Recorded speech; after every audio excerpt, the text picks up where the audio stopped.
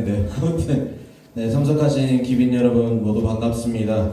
저는 남북통일 국민연합 북부선 상임고문을 역임하고 있는 이남경입니다. 만나서 반갑습니다.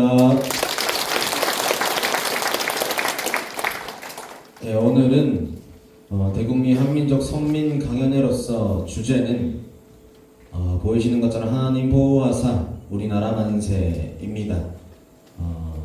모두 다 아시는 것처럼 애국가의 가사처럼 하늘의 공경과 모심을 하였던 민족이 한민족이었습니다. 어쩌면 지금이야말로 하늘을 공경하고 모셔서 하나님의 힘이 필요한 시점인 것 같습니다. 지금 대한민국은 풍정등화와 같은 모습에 처해 있습니다. 대통령 탄핵을 중심한 갈등과 대립, 그리고 국가 운영의 어려움이 가속화되고 있습니다. 그리고 그래 정치인 및 지도자들도 조심스러운 상황임을 우리는 알고 있습니다. 그렇다면 왜 이 시기에 이 강연회를 하는 것인가? 그리고 어떤 의미가 있는가? 이가 중요할 것입니다. 2025년은 굉장히 의미 있는 연도입니다. 역사적으로 을사조약이 120주년이 되었고 광복 80주년이 되었습니다. 6.25 전쟁이 75주년인 동시에 5.18 민주화운동 한 지가 45주년이 되는 해입니다. 이 시점에서 대국민 한민족 교육은 지금의 정치적 혼란과 사회적 갈등의 임계치에 도달한 대한민국에서 큰 의미가 있는 시간이 될 것입니다. 지금 현재 계엄과 그리고 탄핵으로 이어지는 현 시국은 정치적 혼란에 그치지 않고 대한민국이 총체적 위기에 빠져들 수 있다는 위험성을 경고하고 있습니다. 하나님 보호하사 우리나라 만세라는 강의는 역사 속의 수많은 위기와 고난을 겪은 우리 한민족이 결국에는 위기와 고난을 헤쳐나가고 한 걸음 더 나아갔던 흔적을 더듬어 보면서 그 배경에는 한민족의 발걸음에 함께 온 하늘의 보살핌이 있었다는 사실을 상기해보고자 합니다. 1948년 5월 31일에 제헌국회 기도를 보게 되면 이 우주와 만물을 창조하시고 인간 역사를 섭리하시는 하나님이시여 이 민족을 돌아보시고 이 땅에 축복하셔서 감사에 넘치는 오늘이 있게 하심을 주님께 저희들은 성심으로 감사하나이다. 하나님은 이제 세계만방의 양심으로 움직이시고 또한 우리 민족의 영을 들으심으로 이 기쁜 역사적 환희의 날을 이 시간 우리에게 오게 하심은 하나님의 섭리가 세계만방에 현시하는 것을 믿나이다. 하나님이시여 남북으로 둘러 갈리어진 이 민족의 어려움과 고통과 수치를 신원하여 주시고 우리 민족, 우리 동포가 손을 같이 잡고 웃으며 노래 부르는 날이 우리 앞에 속히 오기를 기도하나이다. 하나님이시여 원컨대 우리 조선 독립과 함께 남북 통일을 주시옵고 또한 민생의 복락과 아울러 세계 평화를 허락하여 주시옵소서라는 제헌국회 때 기도입니다. 참석하신 모든 애국자 및 기빈 여러분, 우리는 대한민국을 세우며 하늘 앞에 간절히 올렸던 이 기도를 붙들고 하늘이 소망하셨던 하나님의 나라를 만들려고 했던 것이 대한민국이며 그게 곧 우리의 정신이자 정체성임을 알 수 있습니다. 또한 독립선언문을 보게 되면 일본의 신이 없음을 반대하라는 것이 아니라고 하며 일본의 잘못을 비판하는 데 있지 않음을 밝히고 있습니다. 이어 스스로 채찍질하기도 바쁜 우리에게 남을 원망할 여유가 없다. 우리는 지금 잘못을 바로잡기에도 급해서 과거의 잘잘못을 따질 여유도 없다. 지금 우리가 할 일은 우리 자신을 바로 세우는 것이지 남을 파괴하는 것이 아니다 라고 명시하고 있습니다. 뿐만 아니라 선언서는 일본으로 하여금 그릇된 길에 벗어나 동양을 붙들어 지탱하는 자의 중대한 책임을 온전히 이루게 하는 것이며 또 동양평화로서 그 중요한 일부를 삼는 세계평화와 인류 행복에 필요한 단계가 되게 하는 것이다 라고 언급하고 있습니다. 부정적인 민족 감정들을 미래의 평화 세계로 나아가는 에너지로 승화시켜서 원서와 같은 일본의 평화를 함께 이루자고 손을 내밀고 있습니다. 따라서 지금의 대한민국은 갈등의 나라, 어쩌면 투쟁의 나라일 수도 있지만 독립부터 대한민국을 세울 때까지를 보면 누구에게 죄를 묻고 공격하는 것이 아니라 하나님을 중심으로 한민족이 하나 되기에도 바쁘다. 누구의 잘잘못을 따질 게 아니라 그들과 하나 되어서 가야 된다는 것을 우리는 알 수 있습니다.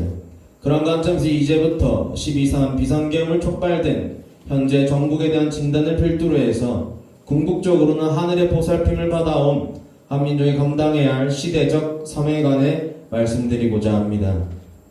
첫 번째, 비상계엄과 그리고 계엄 해제입니다. 잘 아시는 것처럼 12.3 비상계엄의 충격파가 계속되고 있습니다. 45년 만에 발동된 비상계엄의 순간을 되짚어보고 한민족과 대한민국이 어떤 과제가 남겼는지 살펴볼 필요가 있습니다. 윤 대통령의 비상계엄은 전 마지막으로 비상계엄이 선포되었던 것은 1979년 10월 26일 박정희 당시 대통령이 김정일 전 중앙정보부장에 의해 피살되었던 시점입니다. 45년이 지난 후 2024년 12월 3일 오후 11시를 기해 대한민국에 또다시 비상계엄이 선포되었습니다. 우리 국민 누구도 예상하지 못했던 순간이고 또 절대 상상하지 않았던 순간일 수 있습니다. 오랜 군사독재 세월을 청산하고 민주화를 이루어 문민정부가 들어선 이후에 대한민국에서 비상계엄이라는 것은 두 번 다시 겪지 않지 않을까라고 했던 흘러간 역사의 유물처럼 치부되기도 했습니다. 그런 와중에 선포된 비상계엄은 온 나라와 국민을 당황스럽게 만들기도 했습니다. 시민들과 국회의원들의 대응은 대단히 빨랐습니다. 수많은 시민들의 국회 앞으로 몰려가 비상계엄에 항의를 하면서 즉각적인 계엄 해제를 요구했고 경찰과 군인들의 저지를 피해 국회 본회의장에 모인 190명의 국회의원들은 출석연 190명의 만장일치로 계엄 해제를 결의했습니다. 예상치 못한 계엄 선포에 많은 시민과 국회의원들이 비상계엄을 안 되라고 외치며 계엄 해제를 촉구한 것입니다. 더 나아가 대한민국은 또다시 위기상황에 직면해 있습니다.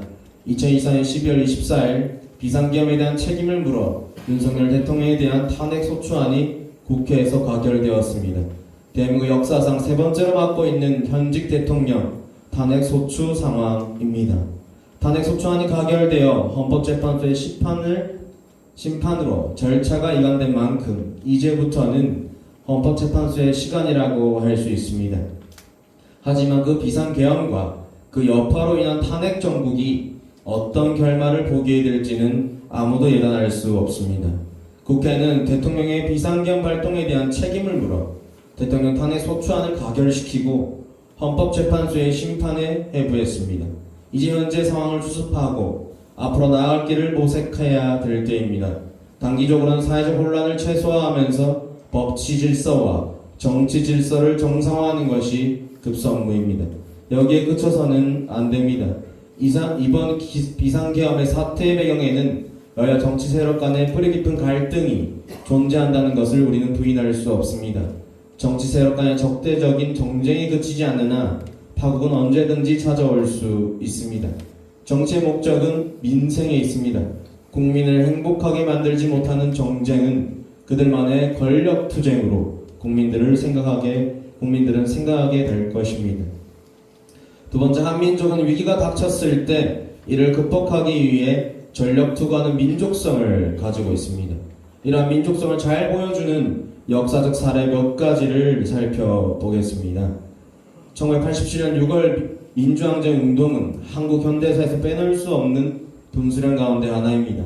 군대와 경찰을 동원해서 권력을 행사하던 전두환 정권의 군사 독재에 맞서 마침내 국민들의 민주적 권리를 되찾은 한 거였기 때문입니다. 지금 우리가 일상적으로 그리고 당연하게 누리고 있는 자유와 인권의 기본 토대는 6월 민주항쟁의 성과로부터 비롯된 것이라고 해도 과언이 아닐 것입니다. 권력자의 불편부당한 전행을 결코 용납하지 않는 한민족의 저항정신의 진수를 보여준 역사적 사례라고 할 것입니다. 한민족은 경제적 위기 극복에도 전력 투구했습니다. IMF 외환위기 때 벌어진 금모으기 운동은 국채보상운동의 현대판이라고 할 수 있습니다. 1997년 아시아 금융위기가 발생하면서 나라가 외채에 시달리자 우리 국민은 어느 할 것 없이 집안 장롱과 서랍소에 간직하던 각종 금부치를 들고 나왔습니다. 여기 계신 애국자분들도 다들 금모으기 운동에 동참하셨을 텐데요. 저희 부모님도 예외가 아니었습니다. 심지어 제 돌반지도 기부하셨거든요. 제가 91년생인데요. 저는 돌반지를 한 번도 본 적이 없습니다. 7살 때라서 그냥 존재했는데 저는 본 적이 없었던 돌반지였는데요. 어쩌면 제 돌반지는 나라를 위해서 금괴 일부가 되었을지도 모릅니다. 그래서 저는 금은 없지만 저희 부모님이 그 운동에 동참한 것에 대해서 자랑스럽게 생각합니다. 이처럼 나라를 빚을 갚는 데 써달라는 기부의 행렬이 은행과 자치센터 앞에 줄을 이었습니다. 이처럼 우리 민족은 나라가 위기에 처하면 전력을 다해서 위기상황을 돌파해내는 DNA와 저력을 가지고 있습니다. 위기상황이 경제 분야나 정치 영역에서만 오는 것이 아니었습니다. 2020년이 시작되어 2년에서 3년의 세월에 집어삼킨 코로나19는 전혀 다른 방향에서 찾아온 사회적 위기였습니다. 사람들은 모여서 담소를 나눌 수 없었고 맛있는 음식을 함께 나눠 먹을 수도 없었습니다. 심지어 한 집에 사는 가족조차도 때로는 각자의 방에 갇혀서 서로 교류할 수 없을 때도 있었습니다. 자영업자들은 폐업으로 내몰렸고 마치 온 사회가 멈추어버린 듯한 시간이었습니다. 코로나19를 극복하기까지 백신 접종을 비롯한 의학의 힘도 있었지만 방역 수칙을 철저하게 지켜낸 우리 국민의 인내와 협조가 큰 힘을 발휘했습니다. 의사와 간호사들은 환자가 있는 곳이라면 마다하지 않고 달려가서 의술을 베풀었습니다. 수많은 자원봉사자들의 노력도 함께했습니다. 공동체 위기를 극복하기 위해 온 국민이 전력 투구했던 모습은 돌이켜 생각해도 가슴이 뭉클해집니다. 이 내용을 영상을 통해서 잠깐 살펴보겠습니다.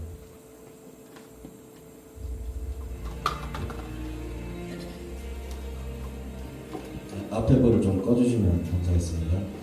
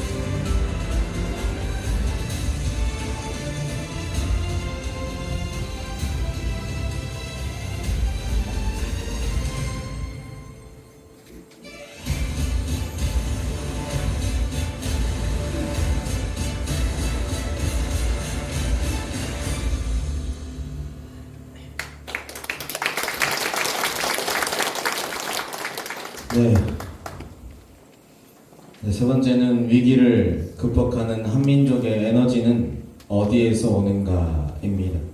위기 극복에 전력 투구하는 한민족의 에너지는 어디에서 오는지, 또 위기의 순간에 한민족이 어떤 태도를 임했는지 살펴보면서 한민족의 정체성을 되새겨보고자 합니다. 한민족이 겪어온 내후회화는 이루 말할 수 없을 정도입니다. 임진왜란과 일제 침략, 군사독재와 외환위기 등 정치, 경제, 군사적으로 더 이상 버티기 어려울 것 같았던 절체절명의 순간들이 끊이지 않았습니다. 그렇지만 한민족은 위기의 순간들을 결국에는 극복해내고 국제사회에서 그 위상을 드높여 왔습니다. 그 배경에는 위기의 순간에 빛을 발했던 지도자의 영도력, 위기 극복에 함께했던 대중의 굳센 의지와 더불어 때로는 하늘의 보살핌이라고 할 수 있는 제3자의 도움까지 어우러져 작용했습니다. 임진왜란과 의병투쟁, 독립운동과 8.15 해방, 그리고 6.25 전쟁과 유엔연합군의 참전, 또 민주화 성취, 외환위기의 극복, 그것이 바로 우리의 증거들입니다. 국가가 위기 속에서 영웅들과 의인들이 나타났습니다. 국가 지도자가 아니라 민초와 백성들이 일어나서 나라의 위기를 지켰습니다. 모든 선조들을 위해서 박수 한번 부탁드리겠습니다. 제가 최근에 하얼빈이라는 영화를 봤는데요. 거기에서 이토 히로부미가 다음과 같은 말을 합니다. 조선이란 나라는 수백 년간 어리석은 왕과 부패한 유생들이 지배온 나라지만 저 나라 백성들이 제일 골칠거리다. 받은 것도 없으면서 국난이 있을 때마다 이상한 힘을 발휘한다고 하면서 지도자보다 더 강한 게 민초, 백성이라고 말하고 있습니다. 그렇게 한민족은 위기 속에서 빛을 발했습니다. 우리의 극난 극복 DNA는 평화, 희생, 창조, 정, 용기로 정리할 수 있습니다. 그렇다면 우리에게 이런 극난 극복 DNA가 있을까요? 왜 말도 안 되는 힘을 발휘할 수 있을까요? 영상을 통해서 살펴보겠습니다.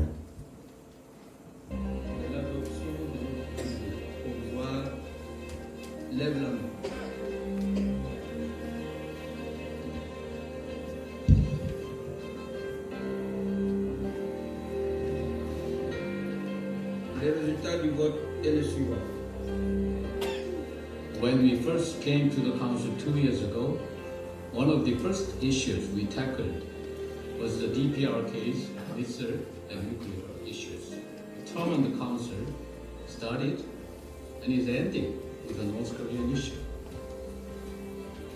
This must be just a coincidence.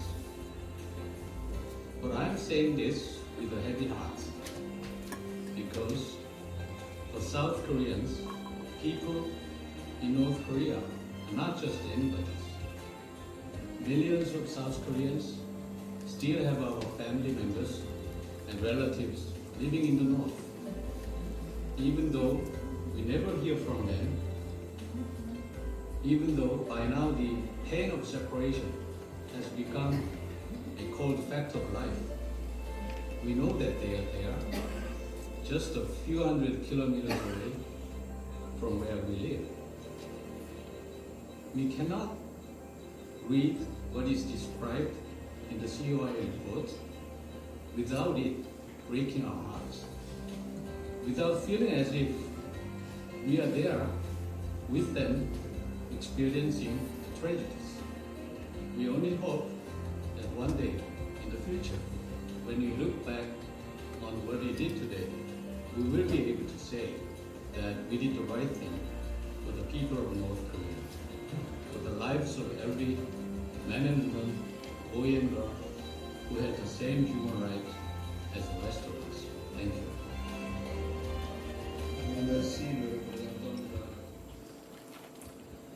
네, 불을 켜주신 감사하겠습니다. 네, 다른 사람들에게는 아무나일 수 있지만 우리에게 한민족은 아무나가 아닙니다. 우리는 단순히 민족을 넘어 가족애를 가지고 내 나라, 내 동지, 내 가족을 지키기 위하여 우리에게 믿을 수 없는 위기 극복 DNA가 만들어졌던 것입니다. 따라서 지금까지 국난 극복 DNA에 대해서 알기 쉽게 역사적인 몇 가지 사례를 알아봤습니다. 왜 그런 한민족의 정체성이 있는지 우리도 모르게 스며든 가치관과 신념이 있습니다. 한은 민족의 통합과 단결을 상징하며 한의 정서는 억울함과 슬픔을 희망과 변화로 승화시키는 에너지입니다. 이처럼 위기 극복을 위해 전력 투구하는 한민족의 정체성은 하늘로부터 부여받은 것이라고 할 수 있습니다. 한민족의 역사에 하늘의 보살핌이 함께한다는 우리 민족의 인식은 우리 애국가 가사에 잘 드러나고 있습니다. 하나님이 보호하사 우리나라 만세 대한사람 대안으로 길이 보전하세. 이처럼 우리 애국가는 노랫말은 하늘의 도움으로 우리 민족의 명맥이 이어졌던 뜻을 분명히 하고 있습니다. 한민족의 민족의식에는 단군 신화의 천선사상이라는 독특한 세계관이 자리잡고 있습니다. 천선사상이란 한민족 공동체는 하늘의 자손이 이 땅에 내려와 세운 나라이기에 우리 민족은 하늘의 축복을 받은 특별한 민족이라는 사상입니다. 이스라엘 선민 사상과 매우 유사한 논리 구조를 가지고 있습니다.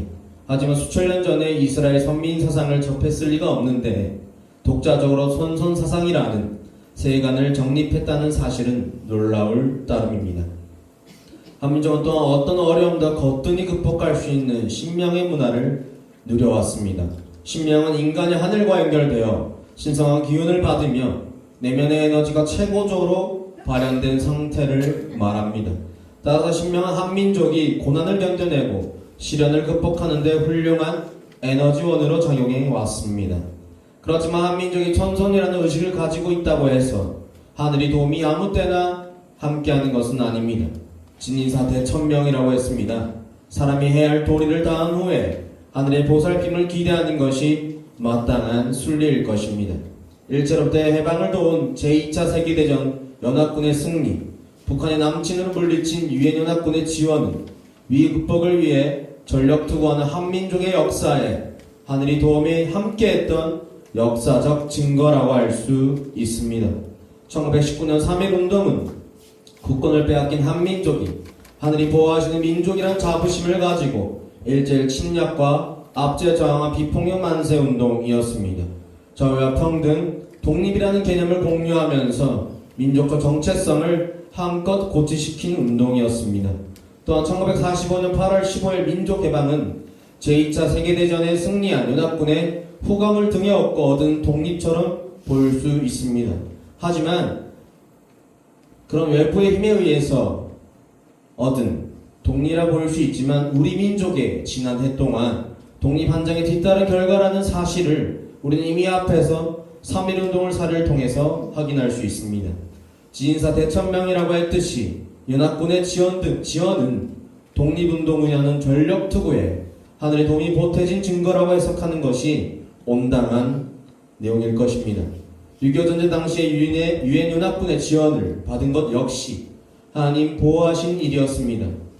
이제 막 신생정부로 수립한 대한민국의 처지에서 막닥뜨린 북한의 남침은 나라와 민족을 풍정등할 위기에 빠뜨렸습니다. 이러한 상황에서 구세주처럼 등장한 것이 유엔연합군 파병이었습니다. 유엔 안보리가 북한의 남침을 저지하기 위해 유엔연합군 파병을 결정한 것입니다. 북한의 남침의 배후에는 소련의 승인과 지원이 있었습니다.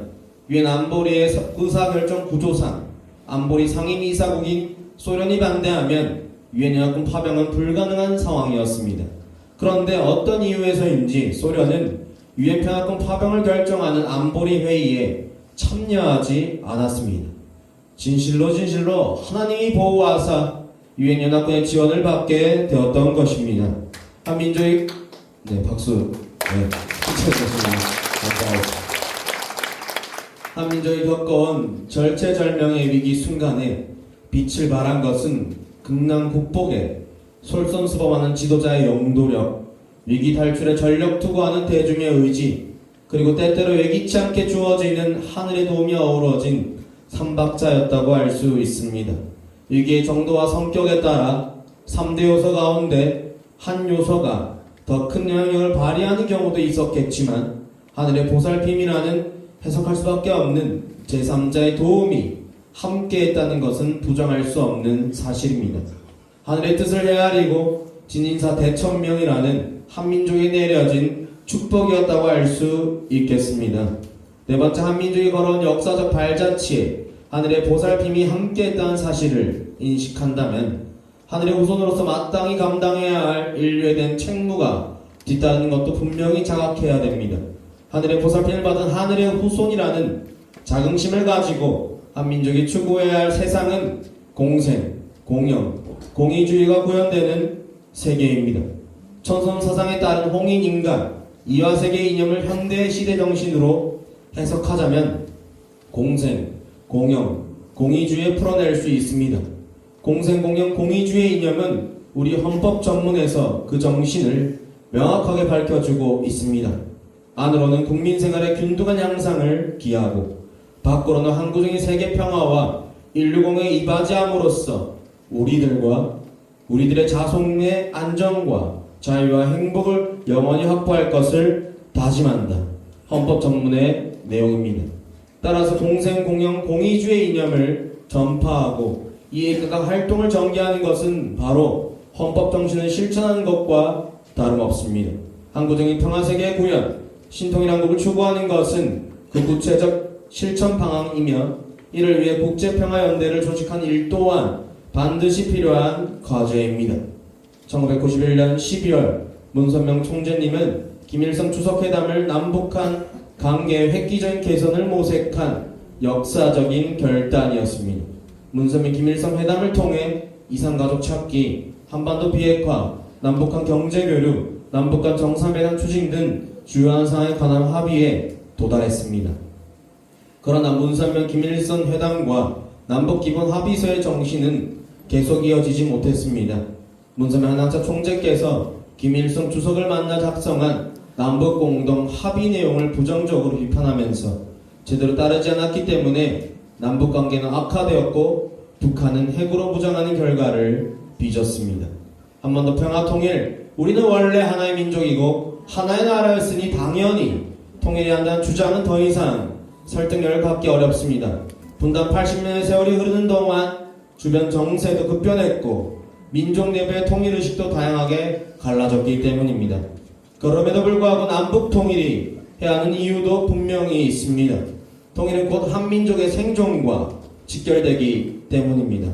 남북한은 모두 각자 도생으로 활로를 찾을 수 없을 정도로 한계 상황에 다다르고 있기 때문입니다. 북한의 세습 전제 정권은 대를 거듭할수록 그 정통성이 약해지고 있습니다. 최근에 10대 초반의 어린아이를 후계자로 지목하려는 움직임까지 나타나고 있습니다. 북한의 김씨 세습 정권이 앞으로 얼마나 지속될 수 있을지 모두 의심스러워하는 상황입니다. 정권의 정통성 문제에 더해 북한 주민 경제가 피폐해진 상황도 북한 체제의 지속 가능성을 약화시키는 요인입니다. 가용할 수 있는 재원의 대부분을 핵무기 개발 등 궁핍팽창에 소모함으로써 북한 주민들의 살림살이가 갈수록 궁핍해진다면 세습 정권을 향한 주민들의 저항도 더욱 거세질 가능성이 큽니다. 북한이 독자적으로 생존과 번영을 도모하기에는 아주 불리한 여건입니다. 대한민국의 상황도 결코 낙관적이지 않습니다. 국민의 행복과 나라의 번영을 위해 헌신해야 할 정치 세력과 정치주자들은 자신들의 권력 투쟁에만 몰두하는 모습으로 비춰지고 있습니다. 정치 세력 간의 경쟁이 상생을 위한 정책 대결이 아니라 상극을 위한 정권 투쟁으로 계속된다면 대한민국이 남파단처럼 침몰하는 비관적인 미래도 충분히 상상해 볼 수 있습니다. 또한 세계 10위권의 경제 대국, 오늘의 대한민국을 수식하는 찬사 가운데 하나입니다. 하지만 고도의 성장의 신화는 이제 막을 내렸습니다. 수출 둔화와 내부 수진으로 경제 성장률은 점점 둔화되고 있기 때문입니다. 저출산과 고령화로 인한 경제활동 인구는 감소는 앞으로 경제 상황이 호전되기보다는 만성적인 성장 둔화로 이어질 가능성을 높이고 있습니다. 대한민국의 성장 역시 조만간 한계에 도달할 것이라는 우려가 커지는 이유입니다. 남북한 모두 파국을 면하기 위해서 각자 도생이 임계치에 도달하기 전에 상호 협력으로 공생하는 길을 찾아야 합니다. 그 궁극의 대안은 남북한 평화 통일입니다. 북한 주민이 자유와 번영을 보장받을 수 있고 남한 주민이 지속 가능한 성장의 열매를 누리기 위해서는 남북한 통일 경제 그리고 한반도 평화 통일을 반드시 이루어야 합니다. 신통일한국의 실현은 당위의 문제가 아니라 남북한 주민 모두의 생존, 한민족의 생존에 달린 문제입니다. 사랑하는 지도자 및 기빈 여러분, 저희는 무엇으로 하나 될 수 있습니까? 성격과 성향, 국적과 성별 등으로는 하나 될 수 없습니다. 저는 오직 모두가 공감하고 있는 공통의 비전과 사명만이 우리가 성격도 다르고 성별도 다르고 국적도 다를지라도 설령 정치 색깔과 자신만의 신념이 다를지라도 그 공통의 비전과 사명을 함께 바라보면서 나아간다면 하나 될 수 있다고 생각합니다. 동의하신다면 박수 한번 부탁드리겠습니다. 그래서 세계평화연합은 공생공영 공의주의 기반에서 항구적 평화세계를 구현하고 한반도의 평화통일을 이루어내기 위해서 한민족의 활동 무대가 한반도에만 국한되어서는 안되기에 홍익인간 제2야의 이념에 따라 전 세계와 온 인류를 하나의 연대의식으로 묶어내는 활동이 필요합니다. 즉 국제평화연대를 강화하는 실천을 통해 민간 외교 공간을 확장하는 과정이 반드시 수반되어야 합니다. 국제평화연대를 강화하고 민간 외교 공간을 확대하기 위한 우리의 노력은 전 세계 각지에서 평화운동에 헌신할 전문가들을 발굴해서 평화대소를 위촉하는 활동으로 전개되었습니다. 그뿐만 아니라 세계평화국회의원연합, 세계평화종교인연합 등 정치, 경제, 종교, 학술, 언론, 예술 등 전 분야에 걸쳐서 지도자들과 전문가들의 협력의 장을 구축하는 일도 게을리하지 않았습니다. 다섯 번째, 12.3 비상계엄에서 출발한 이야기가 하늘의 후손으로서 한민족이 감당해야 할 시대적 과제에 관한 논의로까지 이어졌습니다. 3.1운동 당시의 기민 독립선언에서 우리 손조들은 우리는 지금의 잘못을 바로잡기에도 급해서 과거의 잘잘못을 따질 여유도 없다. 지금 우리가 할 일은 우리 자신을 바로 세우는 것이지 남을 파괴하는 것이 아니다라고 천명한 바 있습니다. 현재 혼란스러운 상황을 타개하고 한민족이 감당해야 할 시대적 사명을 제대로 완수하기 위해서는 무엇보다 진정한 지도자가 필요합니다. 대한민국은 이미 자타가 봉인하는 선진국 반열에 올랐습니다. 2차 세계대전 이후 독립한 개발도상국 가운데 선진국 지위 인정받은 나라는 대한민국이 유일합니다. 게다가 통일한국에 대한 미래보고서는 남북한이 통일되면 인구가 8천만 명에 이르고 1인당 국민소득이 무려 10만 달러에 육박할 것이라는 장밋빛 전망을 내놓고 있습니다. 신통일 한국을 구현하는 것이야말로 한민족의 생존과 번영을 당보해줄 유일한 동아줄이 될 전망입니다. 한민족의 운명 그리고 대한민국의 미래 추락할 것인가 비상할 것인가 갈림길의 길목에 서 있는 대한민국의 운명을 생각하다 보면 한민족의 위기와 고난에 처했던 시기에 하늘의 뜻을 헤아리고 뜨거운 애민정신으로 한민족을 품어안았던 우리 민족 지도자들을 떠올리게 됩니다. 임진왜란 위기에 조선을 구했던 이순신 장군, 문맹으로 고통받는 백성을 위해 한글을 창제하신 세종대왕, 빼앗긴 국권을 되찾고자 분연히 일어섰던 기민 독립선언의 민족 지도자 33인 대표자를 비롯하여 유관순 열사까지 모든 한민족의 역사에서 우뚝 섰던 지도자의 표상입니다. 지금 이 시기에 우리에게는 어떤 지도자가 필요하겠습니까? 개헌과 탄핵으로 어수선한 정치적, 사회적 혼란을 극복하고 한민족의 미래를 책임질 지도자는 최소한 다음과 같은 덕목을 갖춰야 할 것입니다. 첫째, 홍익인간 제2야라는 한민족의 이념에 따라 하늘의 뜻을 잘 아는 지도자입니다. 둘째, 보수와 진보, 남성과 여성, 청년세대와 노인세대 등의 갈등에서 어느 한쪽에서 치우치지 않고 두익을 실천하는 균형감 있는 지도자입니다.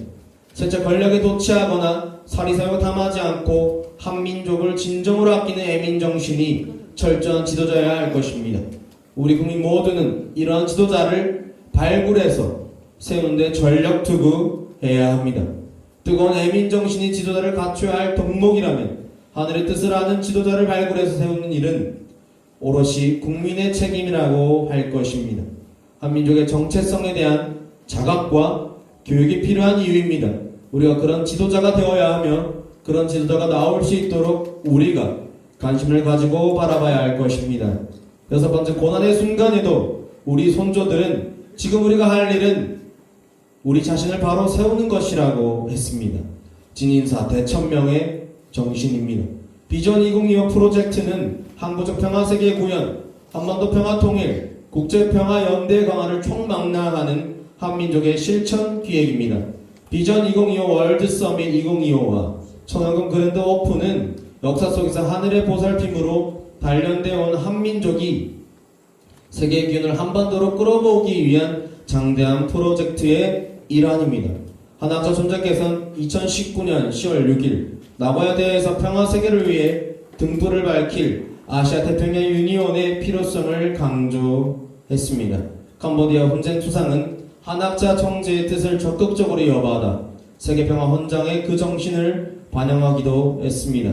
세계평화연합은 국제평화 국회의원 연합 자격으로 캄보디아 정부 그리고 국제관용과 평화를 위한 의회와 함께 세계평화 헌장의 공동 창설자로 참여함으로써 2025 월드 서밋을 통해 아시아 태평양 연합 포럼과 아시아 태평양 국회의원 연합 의장 회의에 출범할 수 있도록 토대를 마련했습니다. 한학자 총재 나고야 선언이 현실로 이어지는 내용이라 할 수 있습니다. 월드 서밋 2025는 이러한 활동들의 총화라고 할 수 있습니다. 세계 각국의 전영직 대통령과 총리, 중미 국회의장 연합 등 전영직 국회의장 그리고 수십 명의 국회의원 및 20명의 G7 장관들의 한자리에 모일 예정입니다. 무엇보다 뜻깊은 바는 국내의 정치적 혼란으로 인해 대한민국의 외교적 위상이 추락한 상황에서 민간 차원에서 정부가 담당해야 할 외교 무대를 열어 민간 외교 역대 최대치를 보여주는 훌륭한 기회가 될 것이라는 점입니다. 전 세계 종교계, 정치계 지도자들이 이 작은 한반도 한국으로 옵니다.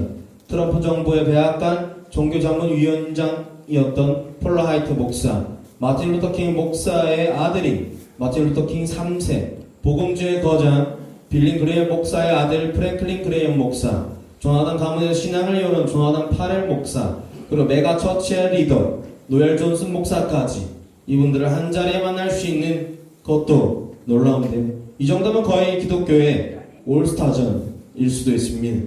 이번 행사엔 정말 대단한 분들이 참석합니다. 특히 현직 국회의장들이 무려 40여 분이나 함께 하게 되는데 중남미 아시아 각국에서 오시는 만큼 이곳이야말로 국제적인 정치 리더들이 모임이 될 것입니다. 이 정도면 작은 유엔의 총회라고 해도 손색이 없을 것입니다. 이번 행사에 정말 어마어마한 분들이 참석합니다. 전 세계 각국의 수많은 정치 지도자들이 한자리에 모입니다. 이분들이 모이면 국가와 세계의 미래를 논하는 작은 글로벌 정상회의가 될지도 모르겠습니다. 여기서 나는 대화가 세계를 변화시키는 계기가 될 것입니다. 이 모든 것들을 대한민국이라는 국가가 한 것도 아니요 유엔에서 도와준 것도 아닙니다. 세계평화연합 창설하신 문성명 한학자 총재께서 평생에 걸친 만들어온 결실이자 결과입니다.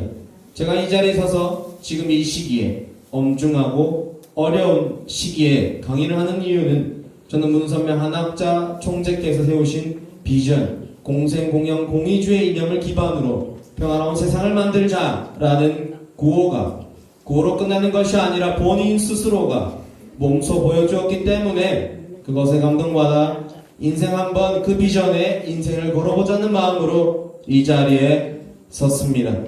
그럴 수 있었던 이유는 문선명 한학자 총재는 1970년대 문화사회적으로 퇴폐해지고 물러날 때 미국을 살리러 미국에 갔으며 1980년대 소련에게 공산주의 철폐를 이야기하러 소련에 들어가 고르바초프 서기장을 만나 담판을 지었습니다. 1990년대 북한 김일성을 만나기 위하여 북한으로 가서 공산주의 가지고는 평화로운 세상을 만들 수 없다며 두익사상, 서로가 하나 되어야 한다고 목숨을 걸고 호소했습니다. 역사상 그렇게까지 하셨던 분이 누가 있었을까요? 단언컨대 21세기 유일한 분이라고 생각이 듭니다. 아까 지도상을 이야기했지만 전 지도자가 갖춰야 할 덕목은 불의와 잘못된 부분을 넘어가지 않고 앞장서서 행동으로 사랑으로 움직이는 것이 진정한 지도자상이라고 생각합니다. 동의하신다면 박수 한번 부탁드리겠습니다. 따라서 문선명 한학처 총재가 주창하는 원패밀리 언더갓이라는 궁극적 가치, 한민족의 정체성으로 내재되어 있는 홍인인간, 제세의 이념이 구현된 이화 세계와 다를 바 없습니다. 2025년에는 월드 서밋 2025와 때맞춰 공개하는 천왕군 그랜드 오픈, 하나의 인류 한가족이라는 이념 아래 한민족과 전 인류를 위한 평화의 전당으로 그 역할을 다하겠다고 공표하는 자리가 될 것으로 확신합니다. 대내적으로 안정되지 못한 상황에서 하늘의 뜻과 하늘의 운세를 제대로 알지 못하면 더욱 어려운 지경에 처할 수도 있습니다. 진인사 대천명의 마음가짐으로 나아가는 한민족이 되어야겠습니다. 참석하신 애국자 및 지도자 여러분, 저는 아까 우리는 목표와 비전으로 하나 될 수 있다고 했습니다. 이 혼란스러운 시기에 다들 조심하는 가운데 왜 2025 월드 서밋이라고 천왕군 그랜드 오픈을 할까요? 혼란스러울수록 국가가 힘들수록 우리는 공통의 비전과 목표를 통해서 하나 될 수 있기 때문입니다. 국가가 어려울 때 국민들이, 백성들이 하나 될 수 있었던 이유는 한민족을 지키자, 우리나라를 보호하자라는 단순하고 명확한 공통의 목표가 있었기에 똘똘 뭉칠 수 있었고 하나 될 수 있었습니다. 그렇게 어렵지만 모두가 머리를 모아서 의견을 내고 전세가 동참하는 2025 월드 서밋이라는 것이며 하늘을 기반으로 우리 모두가 하나 되기 위해 천왕군 그랜드 오픈을 하는 것입니다. 지금까지 강의를 한마디로 정리하자면 대한민국은 지금 선택의 기로에 서 있습니다. 이제 우리는 소모적인 좌우 대립을 멈추고 역사 속에서 배운 한민족의 국난 극복 DNA를 활용해야 됩니다. 국민 통합의 힘으로 위기를 극복하고 그 에너지를 바탕으로 자주적 평화 전략을 세우는 것이 우리의 길입니다. 우리는 잊지 말아야 됩니다. 역사가 증명하고 있습니다. 우리 한민족은 수많은 위기 속에서 국난 극복 DNA를 발휘해 왔습니다. IMF 때는 온 국민이 금을 모았고 코로나19 때는 자발적 봉사와 연대로 세계를 감동시켰습니다. 이제 2025년 또 한 번의 위기가 다가오고 있습니다. 지금 우리에게 필요한 것은 진영의 논리도 이념의 싸움도 아닙니다. 좌파도 우파도 아닌 바로 한민족의 정체성이 우리의 비전입니다. 우리는 함께할 때 가장 강합니다. 사랑하는 참석하신 기빈 여러분, 우리나라는 믿을 수 없는 전 세계가 특이한 민족성이 있다고 하는 나라라고 합니다. 국가가 위기 속에서 누구보다 앞장서서 외치고 나라를 보호하는 사람이 백성인 경우가 없다고 합니다. 그만큼 우리나라는 한민족이라는 가족애를 가지고 그 중심에는 하늘이 보호하사 대한민국이라는 구호로 여기까지 왔습니다. 역사를 돌아보면 대한민국의 백성들은 국가가 어려울 때마다 이름도 빛도 없이 용기 있게 일어섰습니다. 그들은 나라를 위해 피와 땀과 눈물을 아끼지 않았습니다. 평화로운 시기에 우리 민족이 천진난만하고 세상에 무관심해 보일 수도 있습니다. 그러나 위기가 닥칠 때마다 우리 안에 깃든 한민족의 극난극복 DNA는 반드시 깨어났고 그 힘으로 우리는 수많은 어려움을 극복해 왔습니다. 그리고 지금도 앞으로도 우리는 그렇게 이겨낼 것입니다. 그렇다면 이 시대의 영웅과 의인은 누구일까요? 바로 오늘 이 자리에 함께 하신 여러분입니다. 모두를 위해서 박수 한번 부탁드리겠습니다. 여러분이 대한민국의 희망이자 미래입니다. 물론 우리에게는 크고 넓은 비전도 있고 위대한 한민족의 정신도 있습니다. 하지만 때로는 현실을 바라볼 때 희망보다는 절망이 더 가까워 보이기도 하고 가능성을 보기보다는 불가능을 먼저 떠올릴 때가 있습니다. 그럴 때 우리는 자신감보다 불안과 두려움에 휩싸이곤 합니다. 그러나 역사를 되돌아보면 안중근 의사 또한 같은 현실을 마주했습니다. 독립운동가들 사이에 변절자가 생겨나고 수많은 독립운동가들이 위기를 맞이하고 심지어 목숨도 잃게 되었습니다. 결국 그 변절자가 누구인지 밝혀지기도 했습니다. 어느 날 한 동료가 안중근 의사에게 물었습니다. 변절자를 어떻게 할까요? 안중근 의사는 조용히 답했습니다. 살려주자. 그리고 덧붙였습니다. 지금은 두려움에 떨고 있지만 반드시 이겨낼 것이다 라고 안중근 의사는 이렇게 얘기했습니다. 우리의 조상들도 아마 같은 마음일 것입니다. 때론 두려움 속에 흔들리는 후손들을 보며 이렇게 말씀하겠죠. 지금은 두려워하고 있지만 내 후손들은 반드시 이겨낼 것이다. 오늘 이 자리에 계신 여러분이 바로 그 후손들입니다. 마지막으로 안중근 의사의 심정이 담긴 깊은 메시지를 나누며 강의를 마무리하고자 합니다. 읽어보겠습니다. 어둠을 짙어하고 바람은 더욱 세차게 불어올 것이다. 불을 밝혀야 한다. 사람을 모아야 한다. 사람들이 모이면 우리는 불을 들고 함께 어둠 속을 걸어갈 것이다. 기어이 앞에 나가고 뒤에 나가고 급히 나가고 더디 나가고 어떠한 역경이 닥치더라도 절대 멈춰서는 아니 된다. 오늘이 안 되면 내일을 도모하고 내일이 안 되면 그 다음 10년이 걸리든 100년이 걸리든 우리는 앞으로 나아가야 한다. 이게 실제로 안중근 의사가 했던 내용인데 이러한 심정으로 우리의 조상들이 나의 가족과 우리나라를 위해서 어떤 어려움 속에도 포기하지 않고 피와 땀과 눈물을 흘렸던 것처럼 우리도 앞에 가고 뒤에 가고 급히 가고 늦게 가고 하더라도 절대 멈추지 않고 안되면 내일을 도모하고 안되면 그 다음 내일 그것도 안되면 10년이 걸리든 100년이 걸리더라도 반드시 대한민국을 위기에서 벗어나게 하겠다는 심정으로 하루하루를 살아가서 우리는 그러한 한민족 정체성과 국난극복 DNA를 가지고 피 끓는 서민의 심정으로 살아갑시다.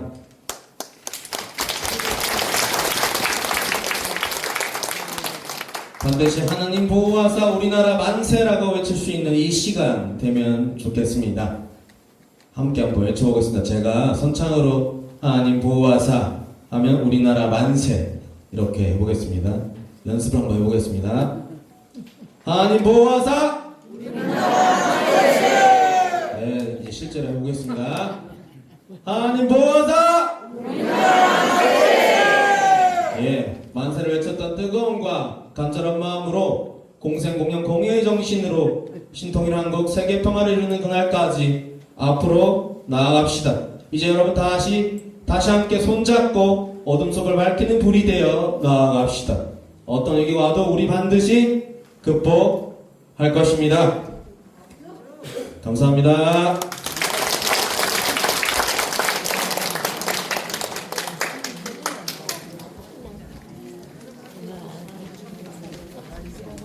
예, 이낙연 부산 남북통일 국민연합 상임 고문께 다시 한번 감사의 박수 부탁드립니다. 잠시